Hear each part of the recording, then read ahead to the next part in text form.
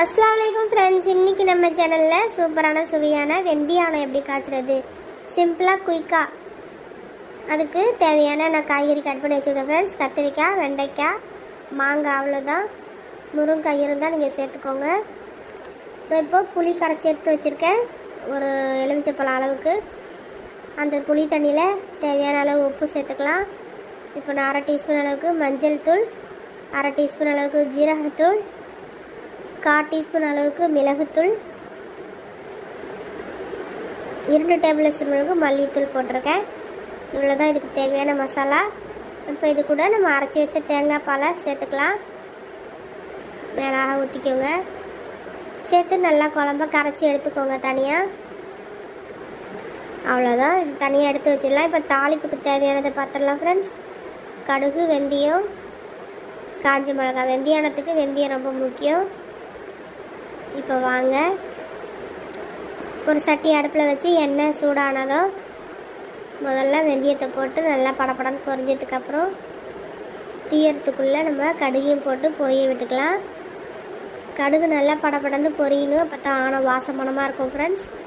இப்போ காஞ்ச மிளகாய் சேர்த்து வெங்காயத்தையும் சேர்த்து நல்லா வதக்கி விட்டுக்கலாம். வெங்காயம் ஓரளவு நல்லா எண்ணெயில் வதங்கினதுக்கப்புறம் கட் பண்ணி வச்சுருக்கிற தக்காளியை சேர்த்துக்கிறேன். நமக்கு புளிப்புக்கு எவ்வளோ தக்காளி தேவையோ அந்த அளவுக்கு சேர்த்துக்கலாம். இப்போ நம்ம பச்சை மிளகாவும் கருவேப்பிலையும் சேர்த்து எண்ணெயில் நல்லா வறுத்து விட்டுக்குவோம். ரொம்ப ஈஸியாக செஞ்சிடலாம். பிகினர்ஸ் கூட என்ன ஆணும் காய்ச்சணுன்னு தெரியாமல் இருக்கும்போது இது டேஸ்ட்டாக இருக்கும். அப்பளம் வச்சு நம்ம சாப்பிட்றலாம், முட்டை வறுத்து சாப்பிட்டுக்கலாம், இல்லை உருளைக்கிழங்கு இதுக்கு சைடிஷாக தான் நல்லாயிருக்கும். இப்போ தக்காளி நல்லா வதங்கினதுக்கப்புறம் மிளகாத்தூள் 1 ஸ்பூன் போட்டுக்கிறேன் ஃப்ரெண்ட்ஸ்.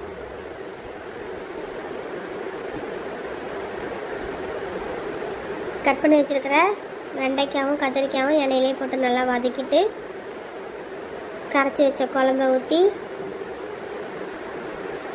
தேவையான அளவு தண்ணி விட்டு உப்பு, காரம், புளிப்பு எல்லாம் இதில் செக் பண்ணிக்குவோம். செக் பண்ணிவிட்டு மூடி போட்டுடலாம். ஆனம் கொதி வந்ததும் சிம்மில் வச்சுருங்க. காயெல்லாம் வெந்ததுக்கப்புறம் கட் பண்ணி வச்ச மாங்காவையும் சேர்த்து 2 நிமிஷம் கொதிக்க விட்டு இறக்கி விட்டுருங்க ஃப்ரெண்ட்ஸ். அவ்வளோதான், சுவையான வெந்தயானம் ரெடி ஆகிடுச்சு. நீங்களே செஞ்சு பார்த்து எப்படி இருந்துச்சுன்னு கமெண்ட்ஸில் சொல்லுங்கள். தொடர்ந்து நம்ம சேனலை வாட்ச் பண்ணுங்கள். புதுசாக பார்க்குறவங்க சேனலுக்கு சப்ஸ்கிரைப் பண்ணிக்கோங்க. தேங்க்ஸ் ஃபார் வாட்சிங் ஃப்ரெண்ட்ஸ்.